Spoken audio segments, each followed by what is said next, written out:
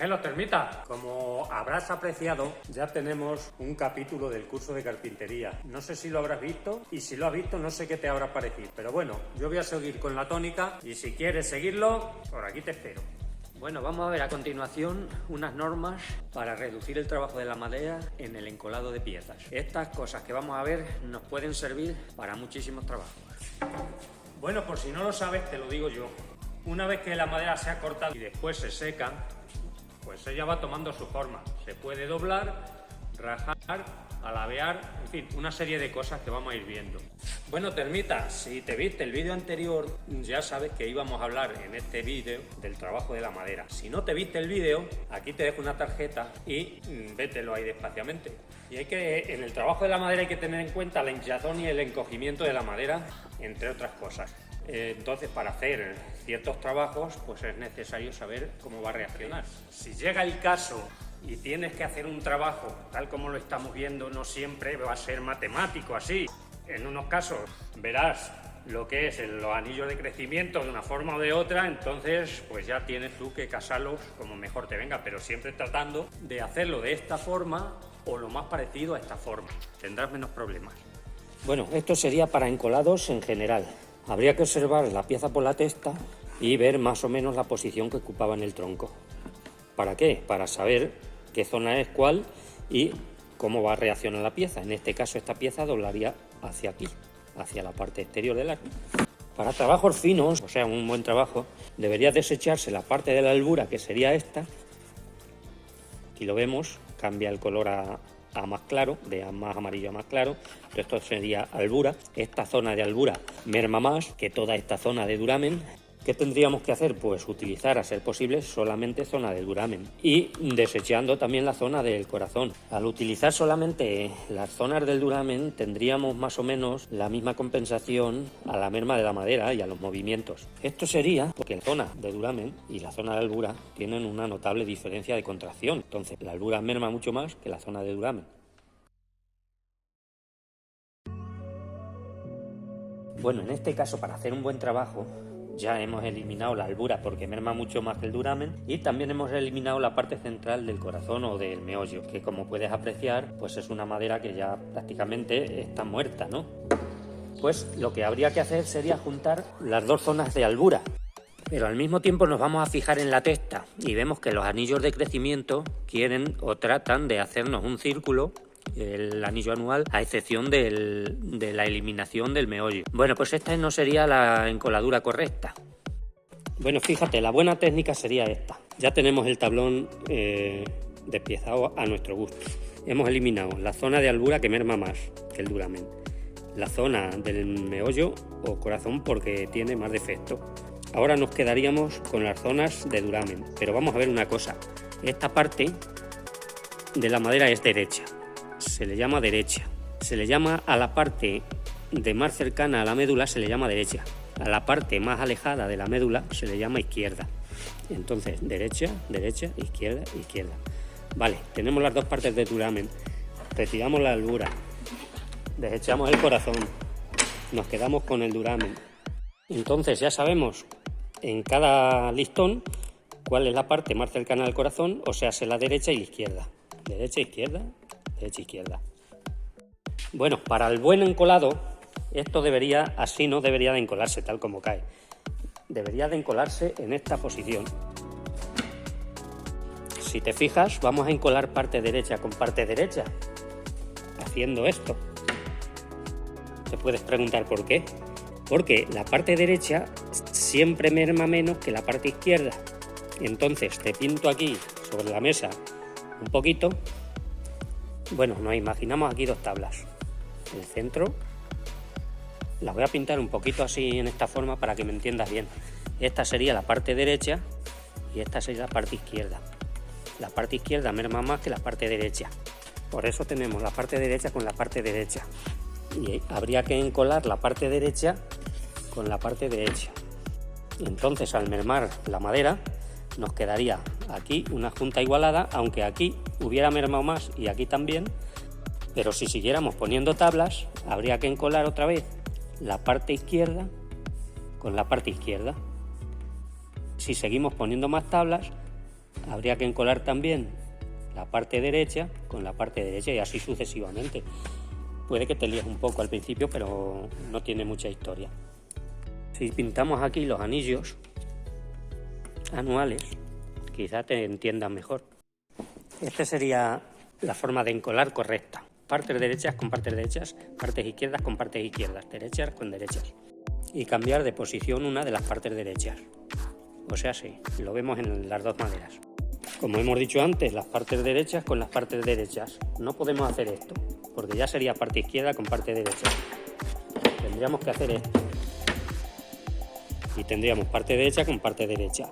Aquí tenemos la parte izquierda y ahí. Que tenemos aquí otra tabla. Imaginémonos que tenemos otra, que puede ser esta. Pues esta parte izquierda tendría que venir aquí, porque esta es la parte izquierda, ¿eh? Y luego otra parte derecha. Ese sería el encolado correcto. Aquí, a la hora de rectificar el tablero, pues solamente comeríamos los pequeños lomos. Yo lo he pintado aquí exageradamente, pero a la hora de rectificar solamente comeríamos los pequeños lomos, porque es que esto, aunque no lo veamos, existe. Cuanto más numerosas sean las uniones, tanto menos se combará el tablero. Y ponemos como ejemplo aquí un tablero alistonado.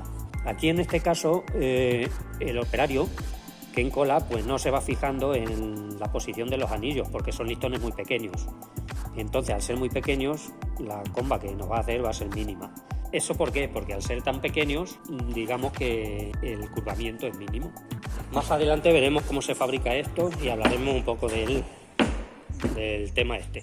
Bueno, aquí en este otro caso es un tablero hecho por mí mismo, entonces los listones tienen 7 centímetros.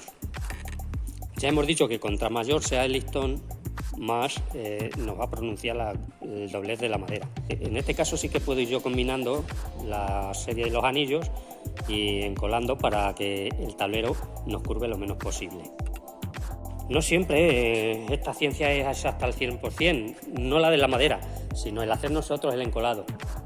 Mira, aquí te pongo otro ejemplo de tablero más grueso. En este caso yo sí que puedo ir, porque estas tablas tienen sobre 15 centímetros de anchas. En este caso sí que puedo ir, si te fijas aquí, cómo alternamos los anillos hacia arriba y hacia abajo. Para que veas, aquí dos tablas, pues mira, esto sería el meollo, parte del corazón. Esta tabla doblaría hacia arriba y de aquí también hacia arriba.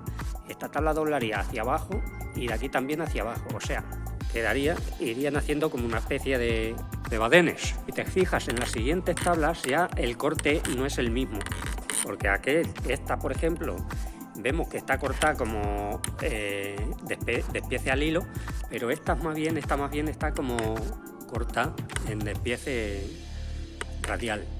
Y esta casi también, y esta casi también. ¿Por qué? Porque los anillos cruzan totalmente la tabla.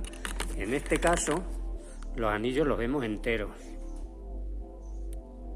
O sea que el corte radial aquí sería este. Vemos los anillos cruzados. Mira, aquí te voy a poner unos pequeños ejemplos de lo que sucede luego cuando tú ya tienes una pieza de madera hecha. Fíjate, por esta cara, esta pieza, mira, se ha mermado más que la otra, que la de la izquierda. ¿Ves la holgura que tiene, no? Por aquí abajo está bien. Al tacto se nota la junta. Si te fijas, vamos a hacerlo a grosso modo, como decía mi sargento. Si te fijas el papel en la junta de la madera, porque hace un vértice hacia abajo, el papel se mete perfectamente. En cambio aquí, que empieza el lomo. Mira, en esta no, porque tenemos aquí un lomo, porque entre las tres nos han montado esto. Pero aquí ya tenemos un lomo, ya no entra. Pero si nos venimos aquí, fíjate, tenemos la misma operación. Lo mismo que al tacto se notan los lomos que hace cada tabla. Hace un lomo y en la junta un poquillo para abajo. Porque ya sabes cómo reacciona la madera. Mira, estas piezas que he cortado yo ahora de un trozo de tronco, aunque las vemos rectas, al final acaban así. ¿Ves? El meollo, corazón, el centro del árbol, y esta pieza va a acabar como esta, doblando hacia acá. Claro, para hacer trabajos finos, pues hay que prevenir el movimiento que va a tener en estos casos la madera, y hay que aprovechar la zona de la madera que menos movimiento tenga, o combinar los movimientos para que cuando esté el trabajo hecho se aprecie lo menos posible este trabajo de la madera. Por eso hay que saber todas estas cosas. Entonces vamos a imaginarnos varias situaciones. En un primer lugar vamos a imaginarnos que queremos hacer una mesa. Como no tenemos un tablero tan ancho, una pieza tan ancha de árbol, y si tuviéramos una tabla así de ancha se nos doblaría tremendamente, pues ¿qué tenemos que hacer? Pues poner listones encolados entre sí y buscarle la posición correcta para que se nos doble lo menos posible. También tengo que decirte que si tuviéramos madera tropical podríamos sacar tablas más anchas y nos podría valer para este menester, porque la madera tropical dobla menos. Bueno, pues lo que nos vamos a imaginar va a ser que ya tenemos ciertas tablas, cierta cantidad de tablas para hacer el tablero de la mesa. ¿Qué podríamos hacer? Una de las situaciones que se podrían hacer sería encolar tablas grandes según salen del árbol entre sí. ¿Qué pasaría? Si esas tablas son muy grandes, siempre tienden a doblar hacia atrás. Según cómo encolaras la dirección de los anillos, la tabla te saldría de distintas formas, muy doblada. Una de las situaciones es si tú pones todos los anillos hacia arriba, te quedaría una tabla, la tabla haría esto, una corva. Si en esa misma situación invirtiéramos una tabla sí, una no, el anillo hacia arriba, hacia abajo, hacia arriba, compensaríamos un poquito y ya el tablero no sería comba, sería así. Entonces vamos a ver varios ejemplos. Creo que casi me voy a ir explicando bien. Bueno, ya acabamos de decir que si colocamos los anillos todos en la misma dirección, la tabla, mira, acaba combada. Cuando tú termines la tabla, ella por sí sola se va a combar de esta forma. ¿Que luego quieres enderezarla? Pues tendrías que enderezar toda esta zona y toda esta, perdiendo todas estas partes de madera y toda esta parte de madera del lomo. Y con el consiguiente hándicap de que aun haciendo eso, la tabla siempre va a querer hacer la comba. Bueno, vamos a seguir con el mismo plan. Tabla grande y vamos a cambiar una ficha. Si por ejemplo queremos hacer un tablero de 3 tablas, pues en vez de poner todos los anillos en la misma dirección, cambiaríamos el del centro hacia la parte de abajo. Aquí, ¿qué conseguiríamos? Muestra un botón, fíjate, que el tablero ya no tendería prácticamente a hacer toda esta comba, simplemente haría como eses, ¿no? Entonces, a la hora de rectificar el tablero, pues solamente perderíamos las partes de madera de los salientes de esta parte y de los salientes de esta.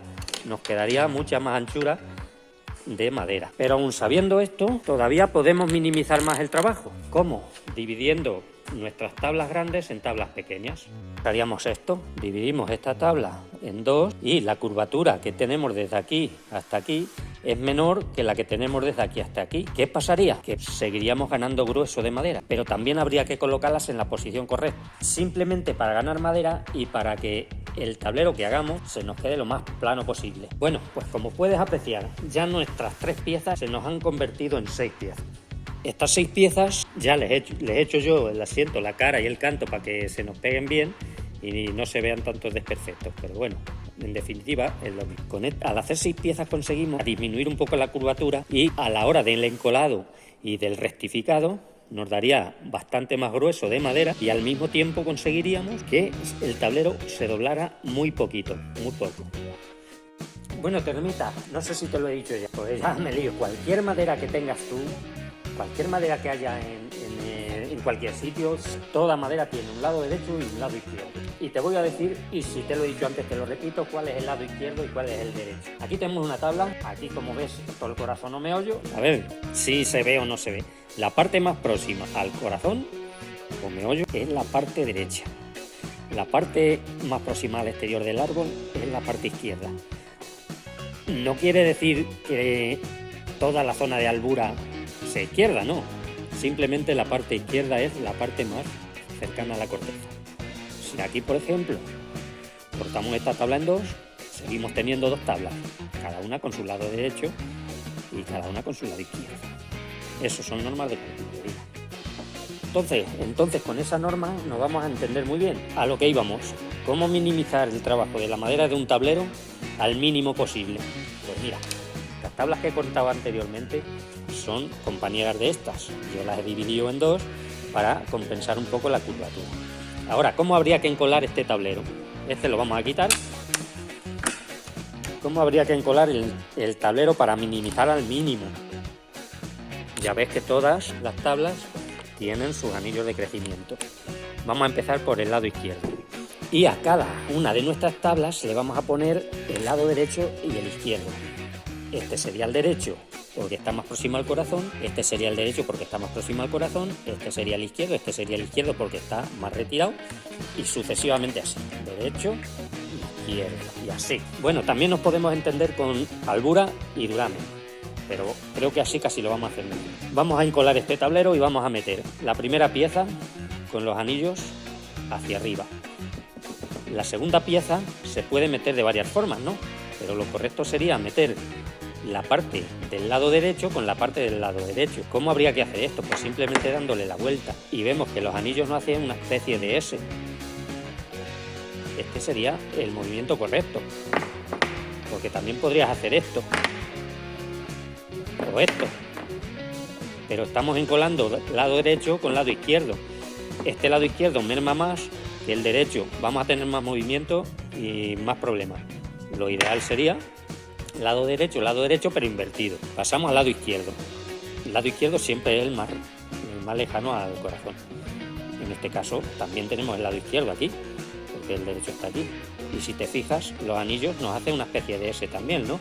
O sea que este ni había que moverlo siquiera. Tendrías esta opción, pero mira, ya los anillos están en la misma dirección. Ya juntaríamos una curva con otra. En este caso juntaríamos una curva hacia abajo, otra hacia arriba.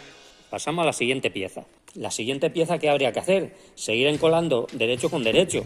Pues simplemente sería girarla y ya tenemos nuestra especie de S. Lado izquierdo con lado izquierdo prácticamente nos hace la S. Este se aprecia menos porque los anillos, digamos que están constituidos de otra forma, pero nos hace una especie de S. Si lo cambiamos, los anillos nos vienen hacia abajo. Al venirnos hacia abajo ya no compensamos un trozo con otro. Y volvemos a la última pieza, lado derecho con lado derecho. Simplemente sería cambiarla y nos hace una especie de S. Entonces, en este caso, lo que estamos haciendo es, digamos, haciendo un tablero con muy poquito lomo, que serían estos, para luego rectificar, hacer una rectificada y comer la menor madera posible, tanto arriba como abajo. Eso por un lado, y por otro lado, pues estaríamos consiguiendo la estabilidad de la madera al máximo posible. Para el encolado de piezas gruesas, pues hay que hacer lo siguiente. Bueno, aquí tengo una mesa, ni es de trabajo ni es de nada, es una mesa que está aquí sufría.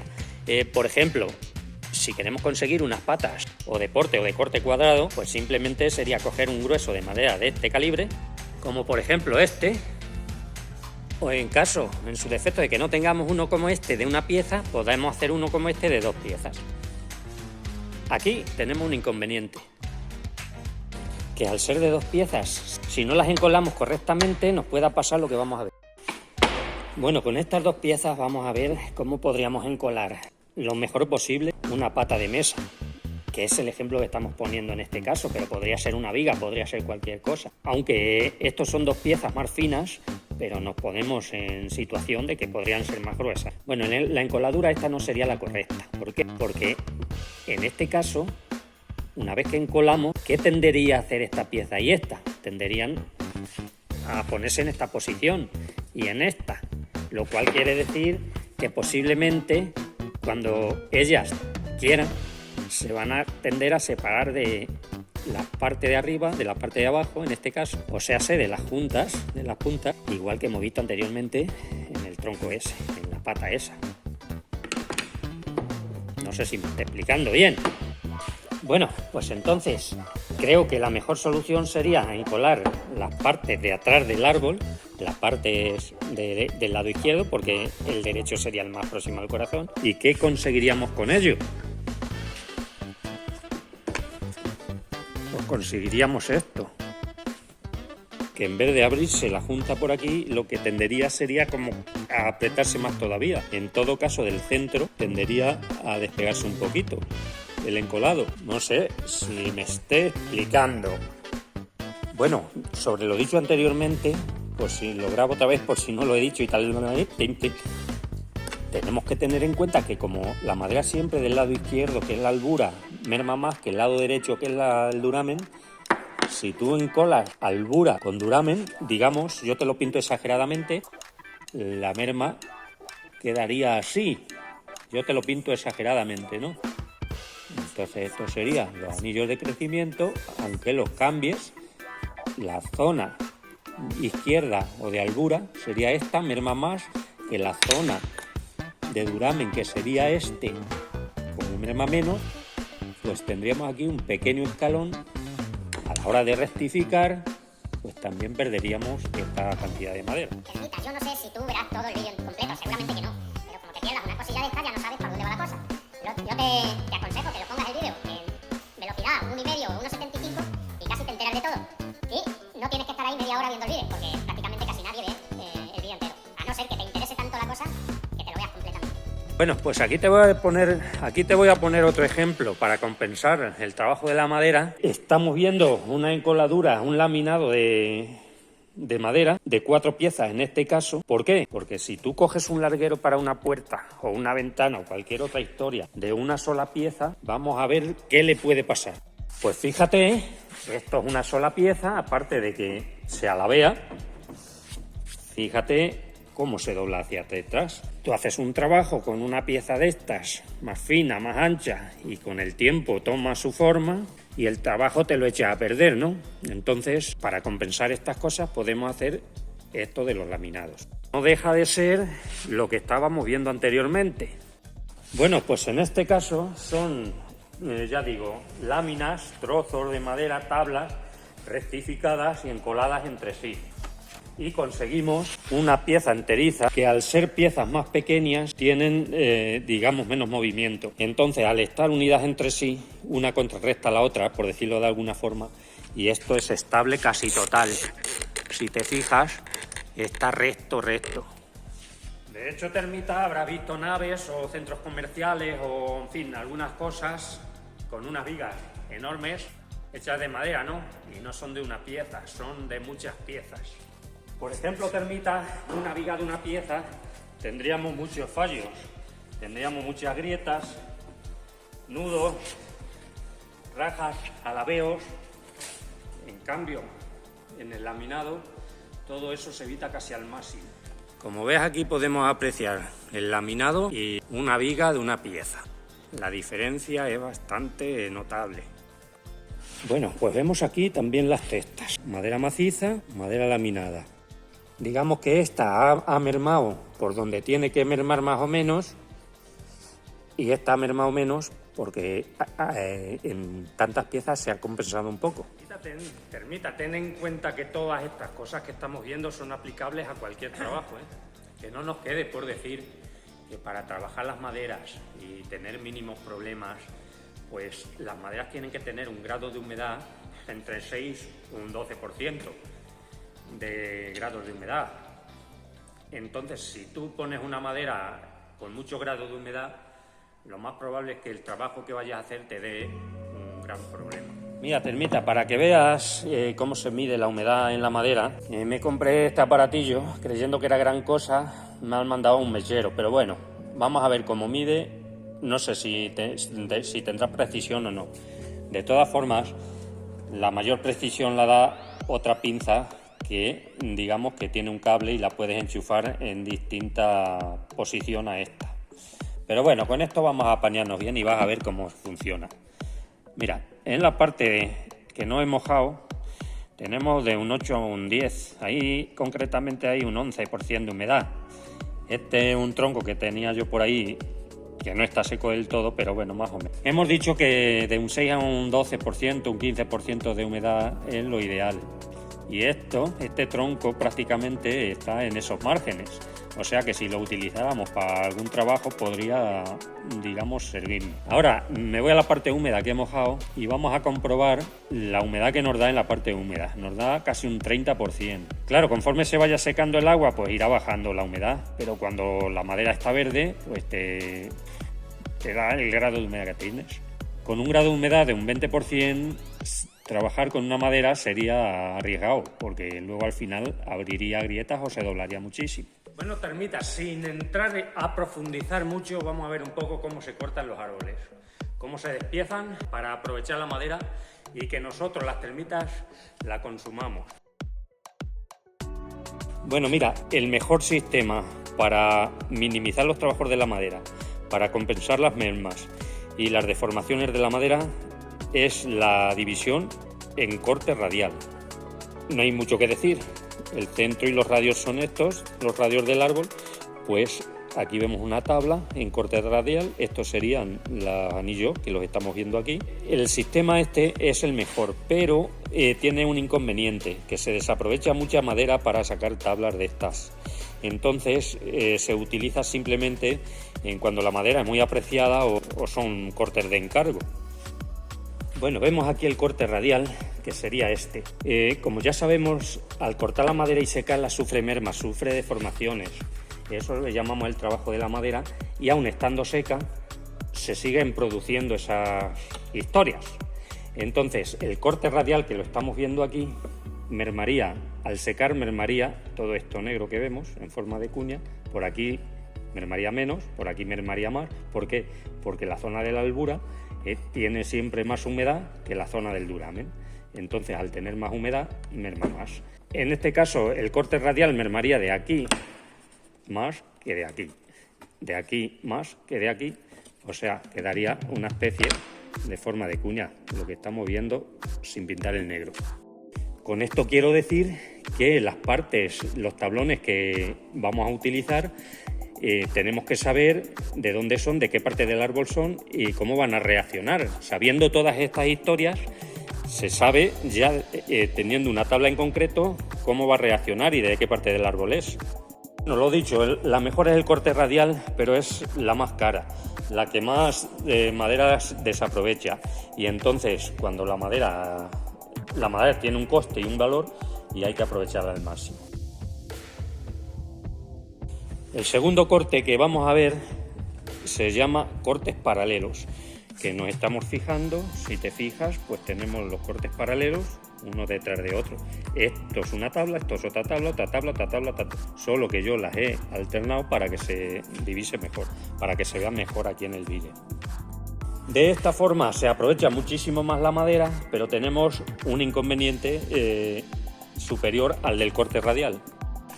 En este caso, esta sería cualquier tabla de estas que estamos viendo. Sabes que la madera ya se nos dobla hacia la parte hacia la fuera del árbol. Entonces aquí tenemos el inconveniente de que doblaría hacia arriba, y sobre esta rodaja sería esta parte. Esta parte doblaría hacia atrás, tal como estamos viendo.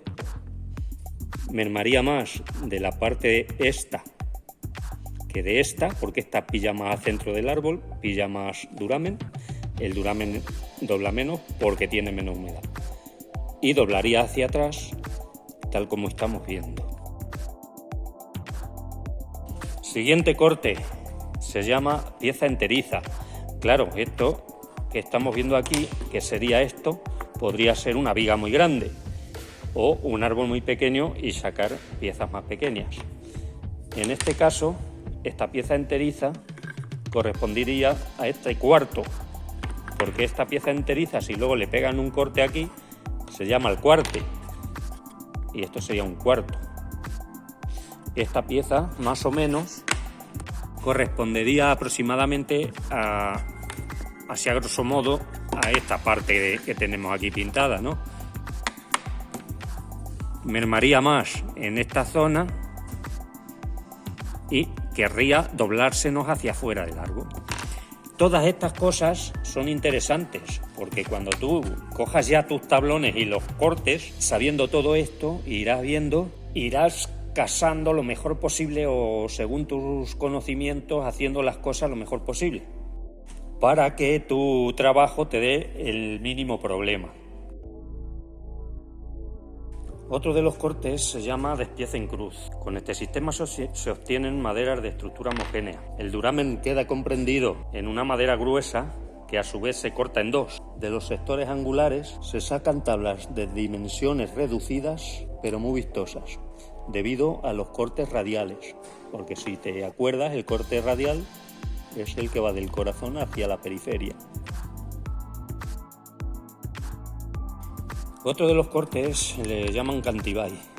Así se aprovecha bastante bien la madera del árbol a la vez que se desecha el corazón, la parte del corazón. Proporciona tablas bastante anchas con el mínimo desperdicio. Se utiliza este sistema especialmente con maderas exóticas.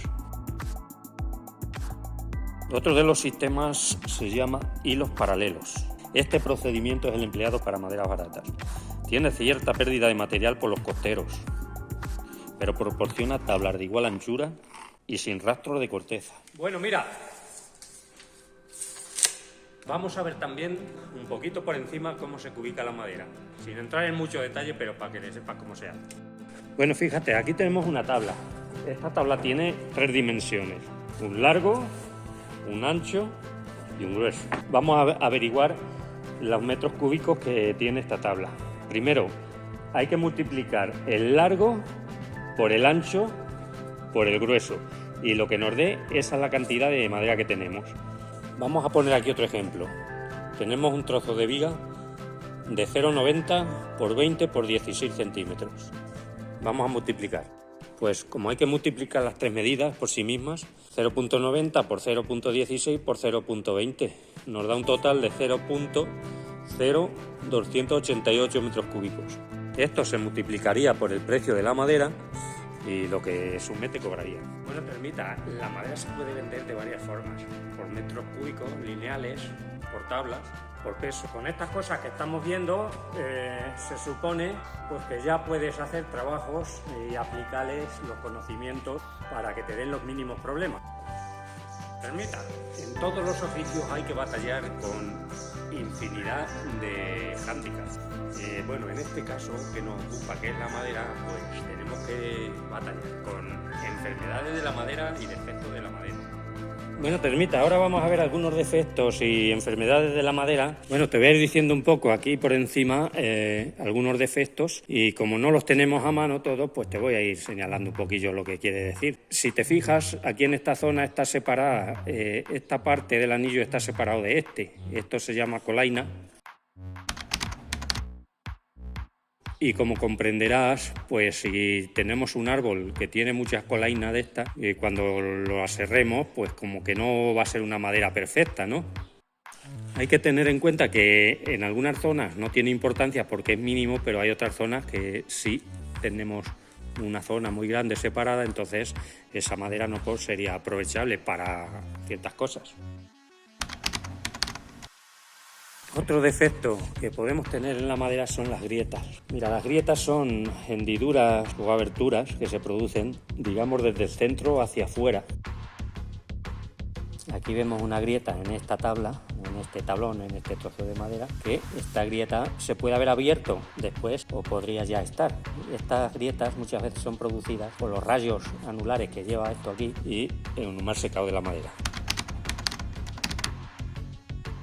Otro defecto puede ser la pata de gallo. La pata de gallo son fendas dispuestas en ángulos rectos en triángulos que se ramifican principiando en el corazón hacia la corteza, pero sin llegar a la corteza. Por ejemplo, esto sería una pata de gallo. Hendiduras o fendas periféricas. Otro defecto podrían ser hendiduras o fendas. Se manifiestan en un árbol sano a causa de la contracción o secado. Estas hendiduras van de la corteza al centro, perpendicularmente a las fibras de la madera y estrechándose hacia la médula. Esto se produce por la acción demasiado fuerte del sol o por el bochorno en la sequía. Los fríos intensivos también producen fendas. Lunulados. En este caso no tengo nada que enseñarte, pero son capas de madera muerta aquí entre medias de la madera viva. Son como zonas que están muertas. Otro defecto de la madera puede ser el corazón hueco. ¿Quién no ha visto un árbol hueco, no? En este caso esta madera no es aprovechable, pero podemos tener madera sana y el corazón hueco. Bueno, como estamos viendo aquí, otro defecto puede ser el corazón excéntrico. Si te fijas, pues tenemos el corazón descentrado del árbol, ¿no? Una vez aserrado el tronco, pues habría que desechar la madera que no creamos que es aprovechable. El corazón excéntrico es también un defecto que origina irregularidades en la estructura y crecimiento de los anillos. Aproximadamente el 60% de los árboles tienen este vicio. El material de estos árboles es de estructura heterogénea. Los vientos huracanados y el exceso de sol son los que influyen en esta irregularidad. Si no es muy exagerada, no tiene importancia para la madera. Los nudos, pues los nudos nacen cerca del corazón, son donde salen las ramas. Entonces, en estos casos, según para la que se utilizará esta madera, se pueden poner nudos o no se pueden poner nudos. Nudos vivos y nudos muertos. Pues, por ejemplo, mira, cuando la madera tiene nudos vivos, están integrados en la misma fibra de la madera. Cuando están muertos, si te fijas, salen. Un nudo vivo puede ir en una pieza de madera según dónde se vaya a colocar. Esto es un nudo vivo, no compromete en exceso la pieza siempre y cuando tengamos más madera, ¿no? Pero por el contrario, llámese nudos muertos a los formados por tejidos muertos. De ordinario tienen una gran dureza y no están unidos a la madera que los rodea. Si son pasantes, o sea, el mismo grueso de la madera, llegan a saltar dejando un hueco. Aquí tenemos un nudo muerto que no sería aprovechable. Ten en cuenta que siempre estamos hablando aquí en diminutivo, porque cuando tú hagas trabajos, se supone que esta tabla no va a ser una pieza tuya, pero para ejemplo nos sirve. Un nudo muerto pues compromete Lagrimales se forman cuando se seca, se pudre o desgarra una rama que con la savia corrompe las partes leñosas de alrededor. Tumores son como úlceras producidas por el efecto de algún golpe, de donde se desprende savia corrompida que se producen nudos defectuosos. Termita, ¿ha visto a Chicote cuando viene a la cámara a decir algo? Lo mismo vengo yo. Estos son defectos de la madera que hay que desechar o aprovechar para otras cosas. Entonces, si vas a hacer trabajos de madera, pues tienes que aprovechar la buena madera para los trabajos de calidad, y si los defectos que tiene pues son aprovechables, pues los utilizarás, si no, al fuego. Bueno, Termita, ya viene Chicote otra vez. Te voy a decir que la madera también tiene defectos en sus fibras. Vamos a ver un poquito por encima cuáles son. Mira, Termita, una pieza de madera sólida, buena y resistente es que tenga sus fibras rectas y sin cortar, por causa de nudos o otra cosa. Esa sería la madera perfecta, bueno, muy utilizable. Cuando la fibra es muy irregular, la madera ofrece poca resistencia. El jaspeado hará la madera mucho más apreciada por su defecto decorativo, pero será un defecto para la solidez de la pieza. Madera de fibra revirada. Se dice de la madera, en vez de crecer paralela a la médula, crece a su alrededor en espiral. Esto es debido al crecimiento más rápido de los tejidos exteriores que de la parte del corazón y la acción del invierno cuando el árbol es joven. Bueno, también tenemos defectos de la madera producidos por los animales dañinos, bien sean aves, mamíferos, insectos, y defectos por hongos y tal. Entonces, pues mira, a la madera le pueden atacar los hongos. Hay varias clases de hongos. En este caso estamos viendo aquí que esto se ha producido por el efecto de la humedad y esto llega a pudrir. Son defectos que te puedes encontrar en unas maderas y las debilitan. Entonces se ven a simple vista las maderas que tienen defectos de esta índole. Bueno, pues como ves aquí hay dos tonalidades en la madera. Una que es la tonalidad suya natural de estos pinos, y otra pues digamos que está grisáceo o grisáceo verde. Al mismo tiempo en este listón también podemos apreciar la misma historia, ¿no? Bueno, Termita, como puedes ver aquí en el tema de la madera hay muchos entresijos. Pues la madera tiene muchas enfermedades y defectos, entonces todas estas cosas son desechables. Para hacer un buen trabajo lo que necesitas es una madera limpia, fibra recta, sana, y lo demás lo pones